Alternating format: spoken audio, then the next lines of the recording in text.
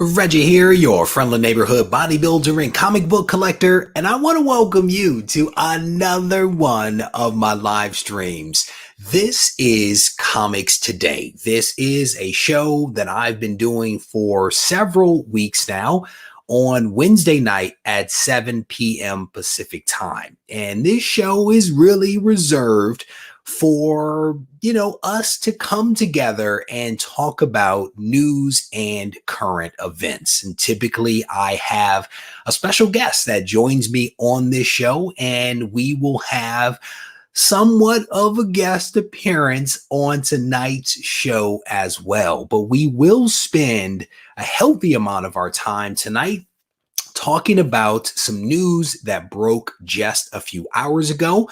We're going to transition into talking about some things that have been on my mind for a little while, and then we'll slide into a little bit of a preview for a video that is going to be dropping later this week. And I am going to be able to string all that together in expert fashion if I can connect all the dots in the proper order in the proper time. It will be fabulous. And as Matt just said, it will be robust. So we are going to get things going, and we are going to acknowledge the comic book soldiers that are here in the room right now. But we're going to do it based upon people calling out what they picked up today for New Comic Book Day, and if they have recommendations for what people should check out from New Comic Book Day, I want to hear that. That's how we're going to acknowledge the comic soldiers that have joined me here in the room this evening.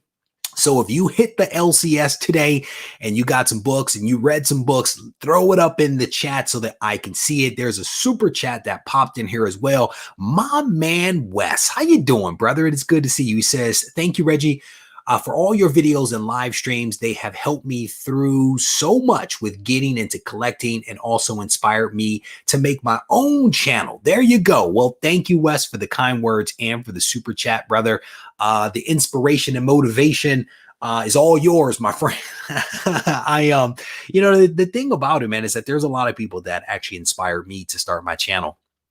And I am very thankful to those people, because having a YouTube channel and doing this thing is just another aspect of the hobby that you get to enjoy, right? And it's a cool aspect of the hobby, like pressing books and cleaning books and all of that other kind of stuff. It's just another part of the hobby that can be enjoyed and explored. So if I had something to do with that, brother, you are welcome.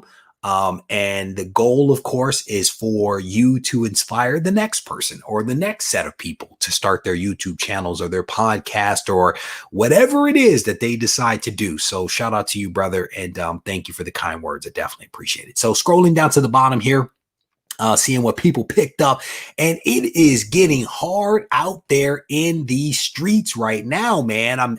I was in there watching the news with the wife, and they were announcing, various states and things like that kind of shutting down, and it's tough, man. It is definitely tough. So Omega says he picked up Recount issue number 1. I'm kind of scrolling through the comments because I was up there talking a little bit. We Live issue number 1, second print. I'm scrolling up. Jag says he did not make it to the comic shop. Neither did I, brother. It has been a rough week. I will tell you that. I did not make it to the comic shop, but I will tomorrow. I will absolutely be there tomorrow. Today was just not a very good day for me, to be honest with you. So I'm scrolling down through the comments here, seeing COVID count too high for me to go to the stores and feel safe. I feel you, brother. Scrolling down through some of the comments here, seeing if there's anybody that did manage to hit the comic shop. So I'm scrolling through. The Tiger says, I picked up all of the 10 of Swords books. Hope it gets better. Real talk, brother. Real talk. I read the first one, and I was like, yep, not gonna do it. I don't know. It's just not my cup of tea. It's really not. And I'm still a huge X-Men fan, but definitely not my cup of tea.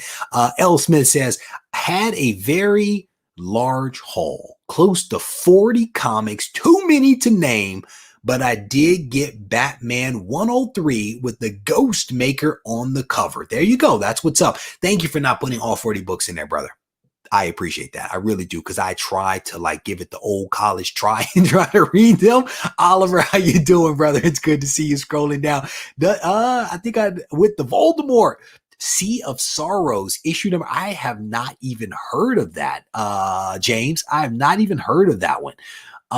Chuck, can we talk about the book that you picked up, Chuck?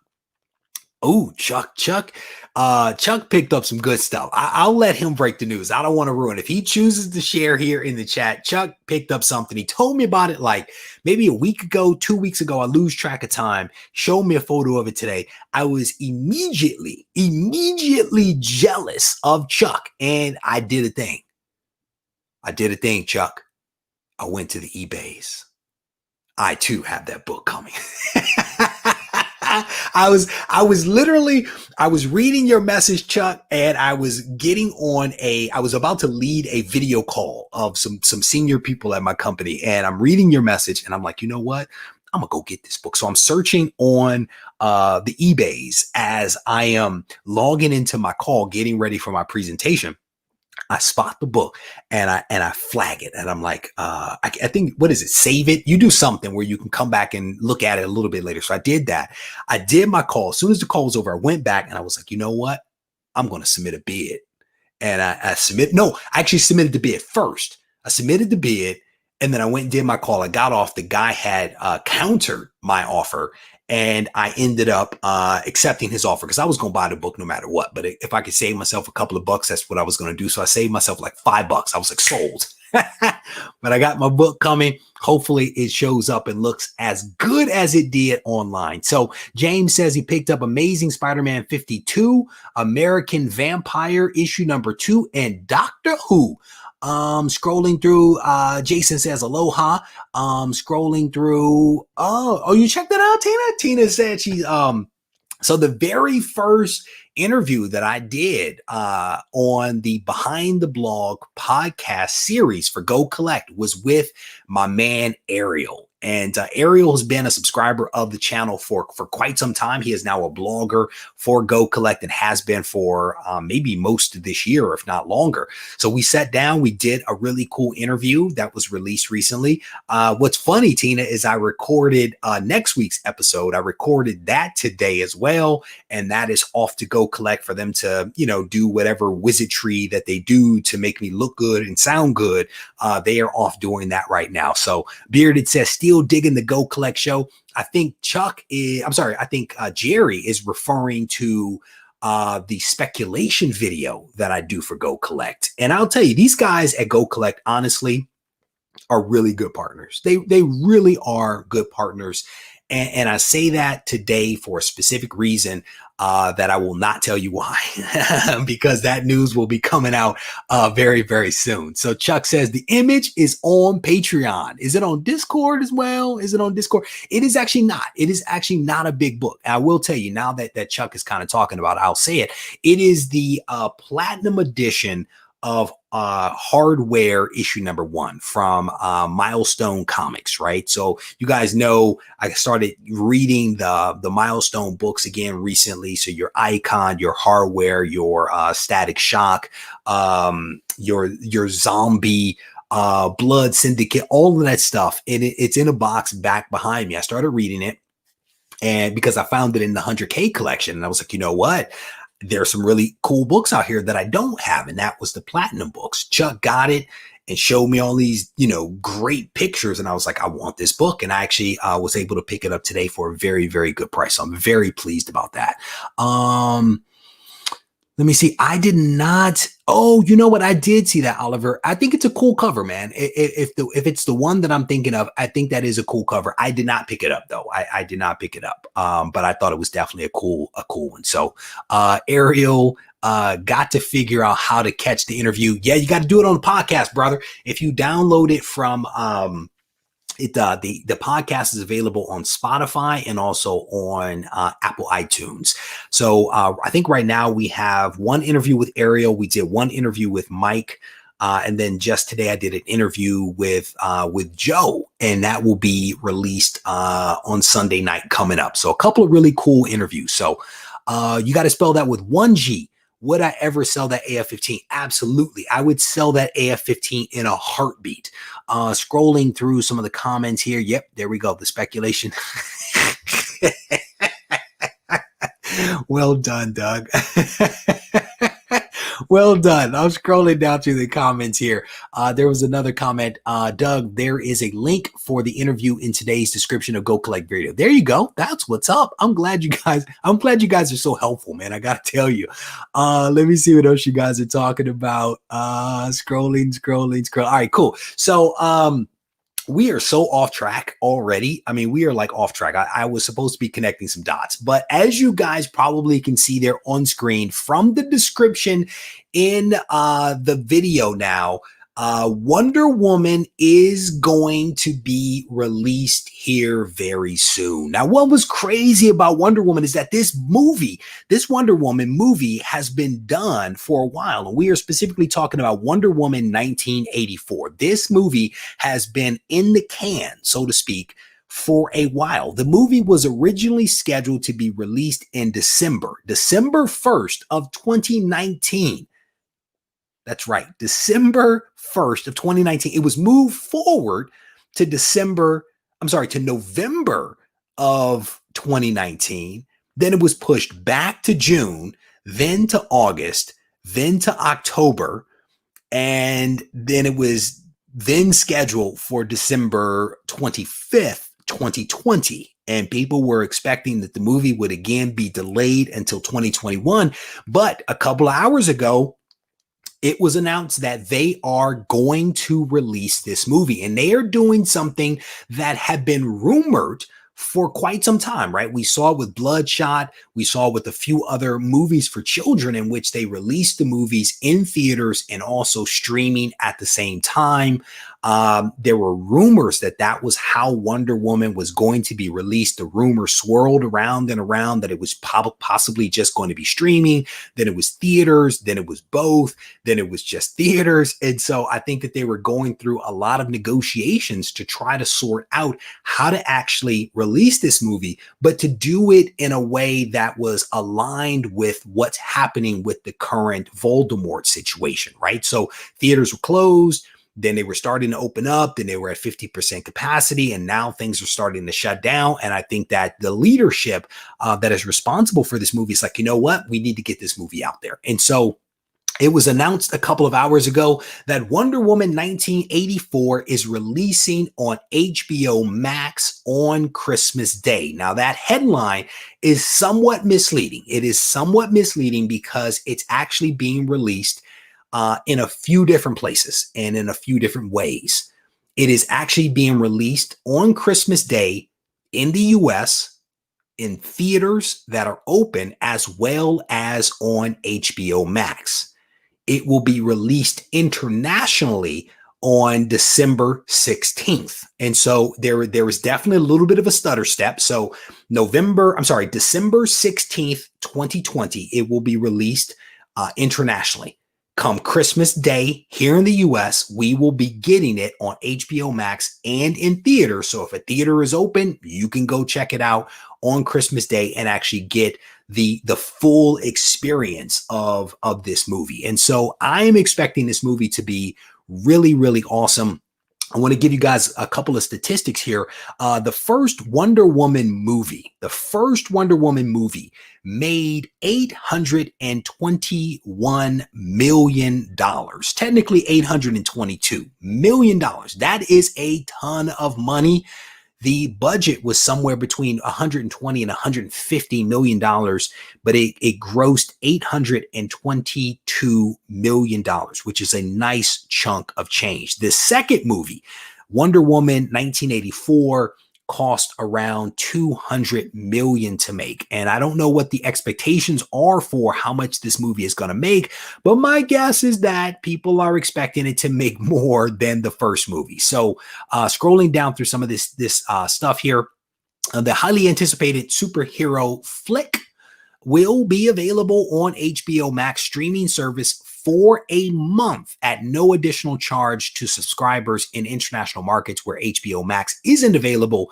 The movie will premiere on December 16th. Now, the first part of that is important because I think that Warner Media had to do some really tough negotiation with the theaters. And so the way that this thing is going to work is that it's going to be released for 30 days on HBO Max, and subscribers will be able to watch it.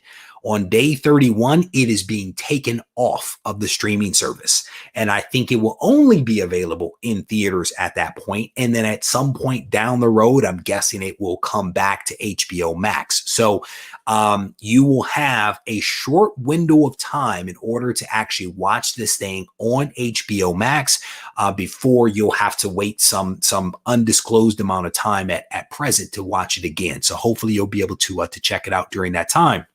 But they say here that the news comes on the heels of reports that Warner Media was considering releasing Wonder Woman 1984 a week after it was released in theaters, which in and of itself would have been a groundbreaking departure from the traditional blockbuster release, which is the traditional is to release it in the theaters. That's it. Then you have to wait a year or whatever crazy amount of time before it's actually available on a streaming service. They are definitely departing from that to accommodate what is currently happening with the pandemic. And so this is a really awesome quote here from the CEO of Warner Media. She says, "This is an amazing film that really comes to life on the big screen. And working with our partners, we will provide that option to consumers in the US where theaters are open. We realize that a lot of consumers can't go to the movies because of Voldemort, so we want to give them the option to at least see the movie on HBO Max." And so I thought that was actually a pretty cool quote that she kind of mentioned here. The director, Patty, actually did a tweet, and she basically says, "We love our movie as we love our fans. So we truly hope that our film brings a little bit of joy and reprieve to all of you during this holiday season." And again, this movie with Gail has been in the can for quite some time. And so I think that everybody is like, let's just put this thing out so that folks can actually enjoy this movie. And this movie, man, based upon the trailers that have come out, should be really awesome. I am excited to see it. I will tell you that I may have to temporarily get HBO Max in order to actually watch the movie. Let me see. My chat went out. I was about to go back to the chat and I lost it. So I want to try to share my screen real quick to see if I can unfreeze it. And that worked. Bam, we are back in the game. So I'm going to go back to the chat here real quick. I don't see theaters opening anytime soon. Where is that comment? There we go.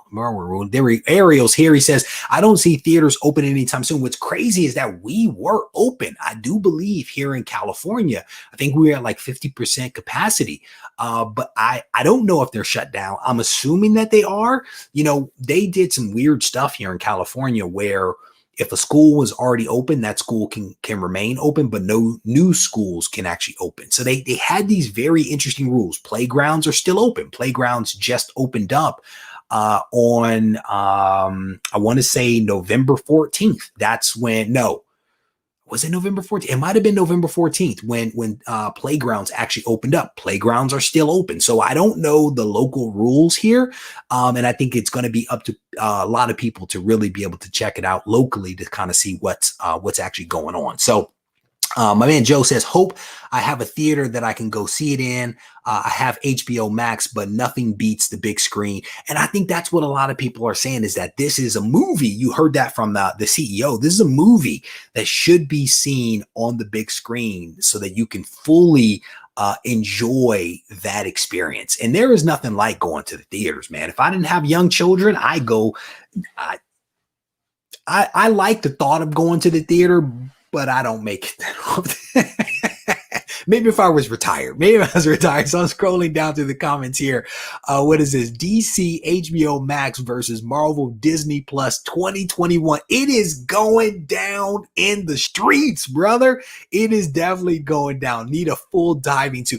No, you know what was cool is I was on Instagram. They had this new face shield. It's actually a stylish face shield that literally covers you from the forehead to under the chin area. And then you can throw on the hazmat suit to make sure that you don't get any cooties off the seat. So it's definitely a good thing. Who is that? Oliver says, I agree. I want to see it in the theater, but considering like what's going on, I may not. Again, I definitely respect it. We got to see one movie, at least 4 people in the theater. Mass Snow says that he's excited. I can wear a mask and gloves to see that. I'm actually scrolling up through the You're not ready for that kind of action, brother. You are not ready for that kind of action. Let me see. All right, I'm scrolling down through the comments here. Diving suit. There you go, says Ed. What is this? Young children plus theater. Regie. Nah, man, I see nothing. I see nothing. Plus, my wife isn't the biggest on like movies and stuff like that. So, here's the thing.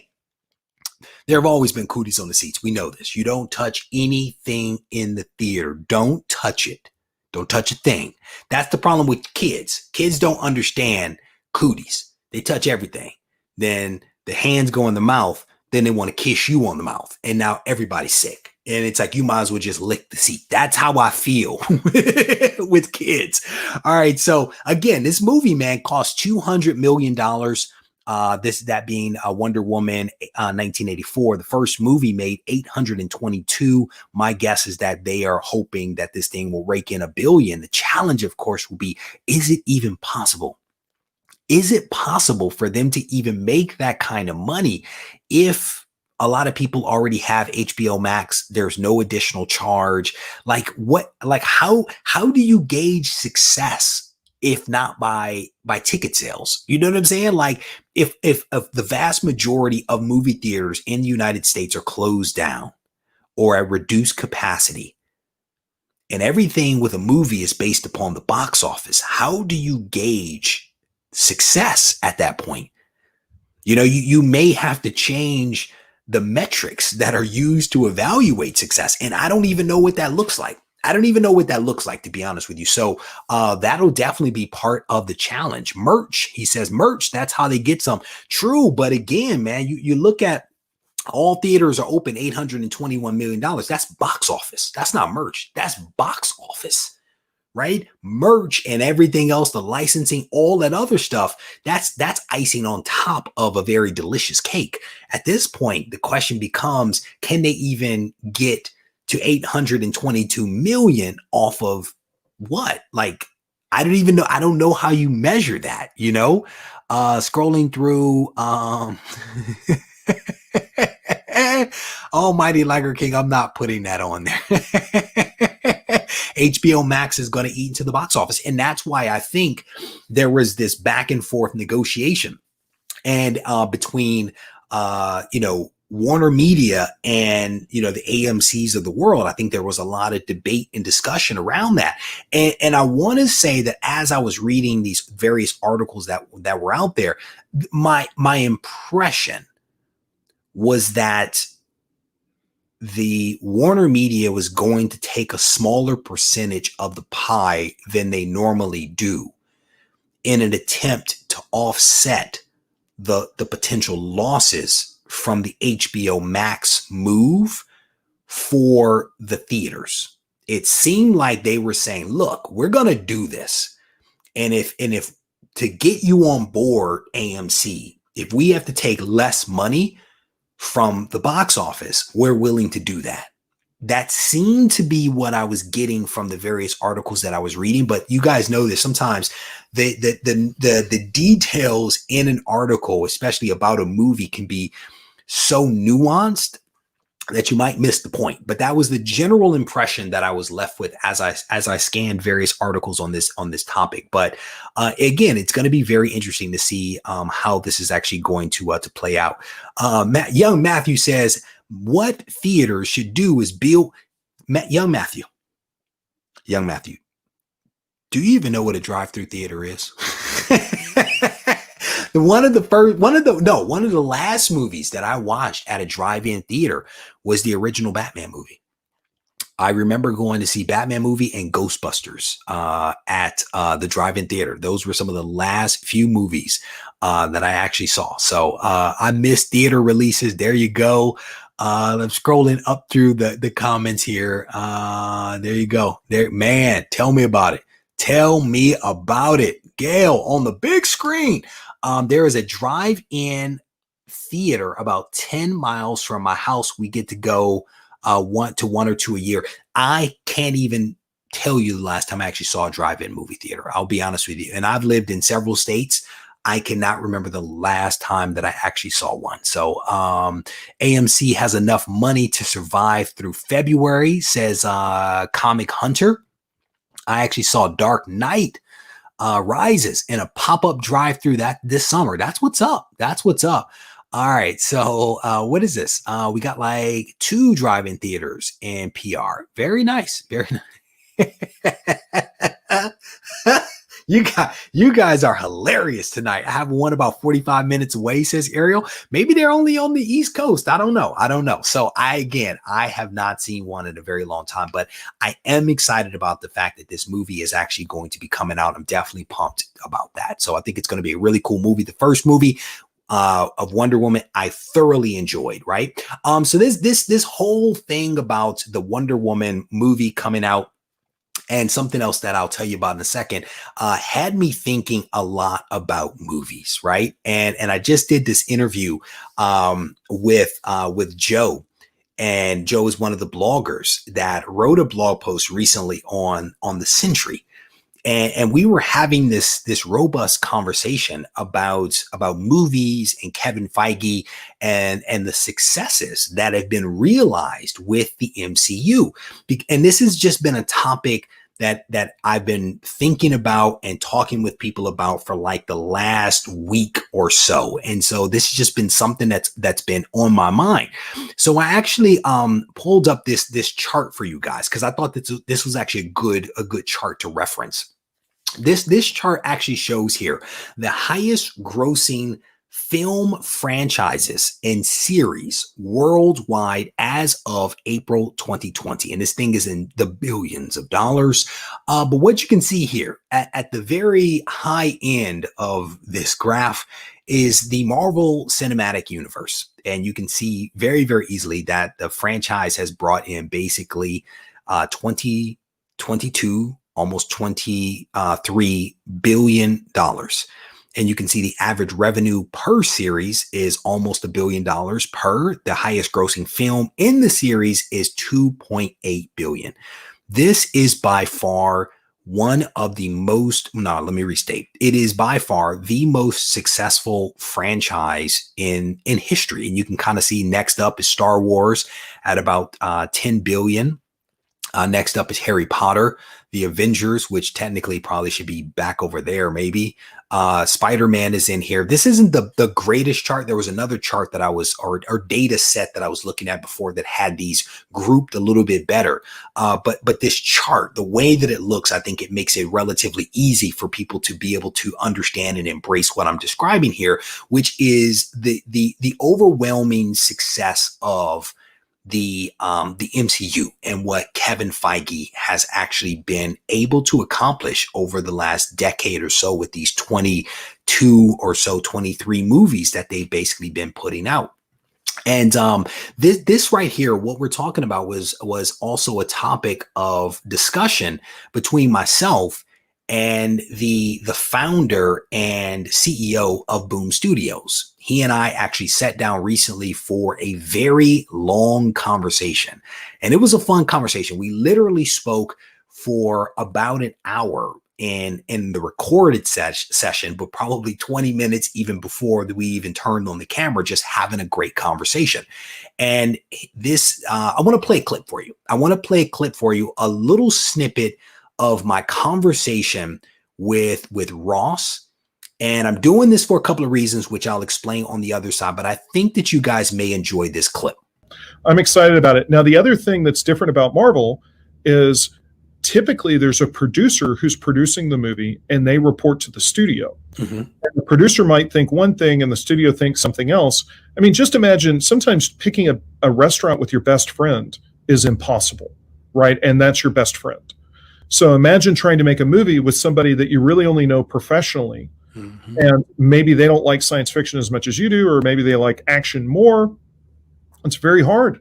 Whereas Marvel, Kevin Feige is the producer and he's the studio. So he gets to unilaterally make the decision. And that like the Marvel catalog is empowered by one person where the buck stops. And those other films have all been mitigated. Even the DC movies are mitigated by the fact that it's a producer trying to collaborate with the studio. And Kevin is able to bring that thread, whatever that thread is, he's going to pull it all the way through. And this event over here lends itself to that. This one lends itself to something that comes later on. The way that they've orchestrated that is really, really beautiful. But it's being done by a guy, I think, that loves comics, that loves the medium. And I think that that's an important thing, that even if he selects a director that isn't as well versed in the comic, because he's the producer, he can still guide the ship to where it needs to go while still allowing that director to be creative, because that's why he hires them, you know? Yes, absolutely. Marvel's done a brilliant job of building a team.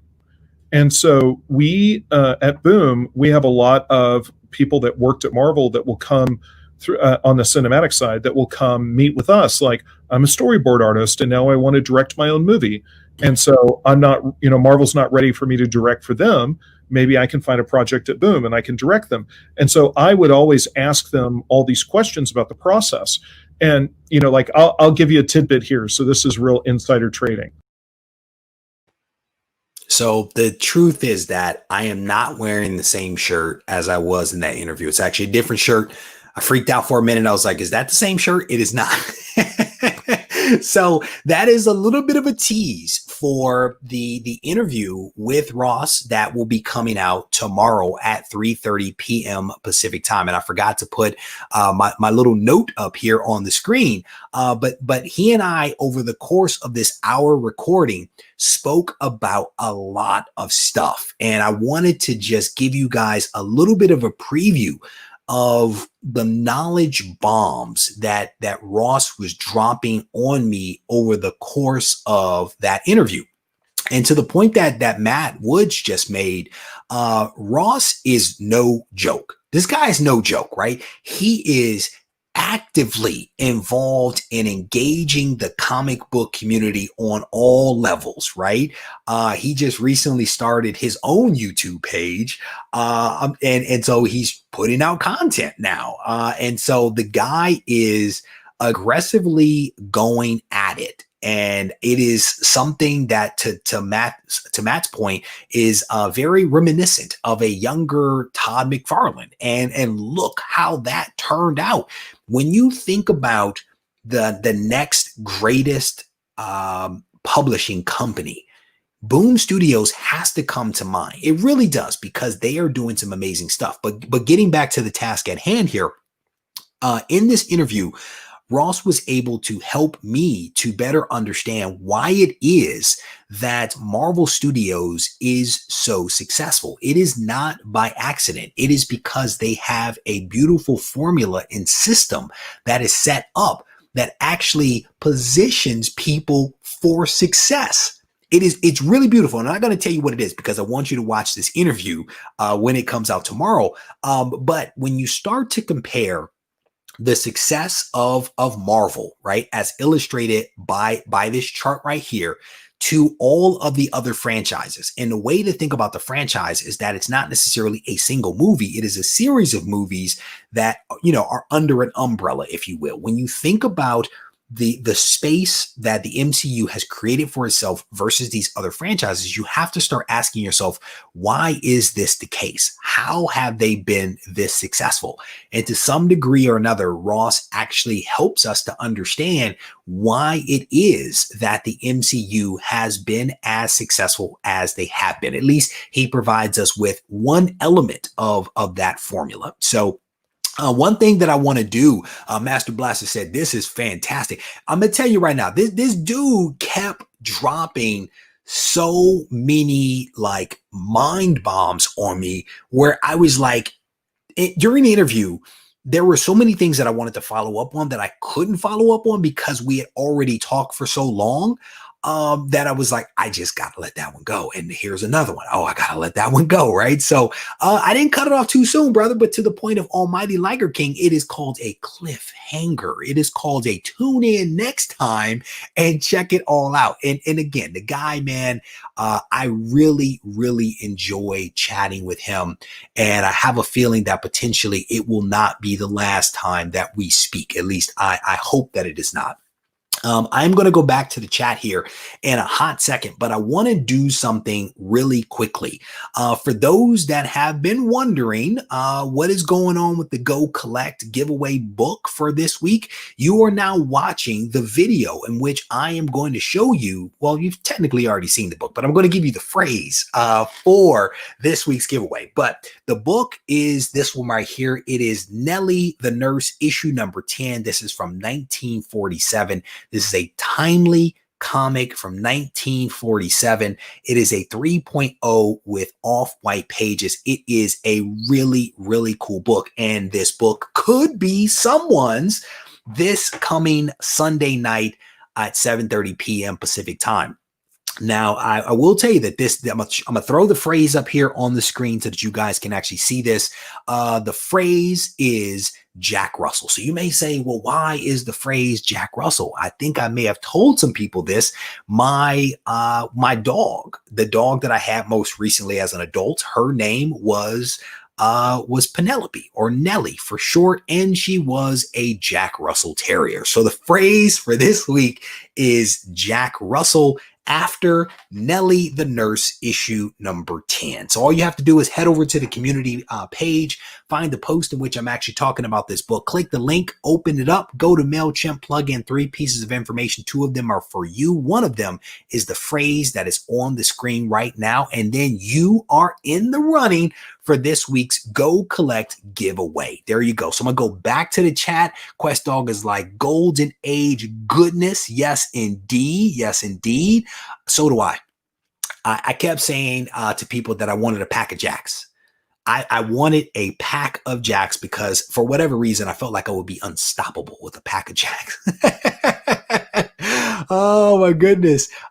Did he bring up all of the books that may be optioned? So the thing about the interview that I did, Philly Born with Ross, is that this, and you'll hear about it in the interview. We actually spent all of like probably 4 minutes talking about Boom Studios.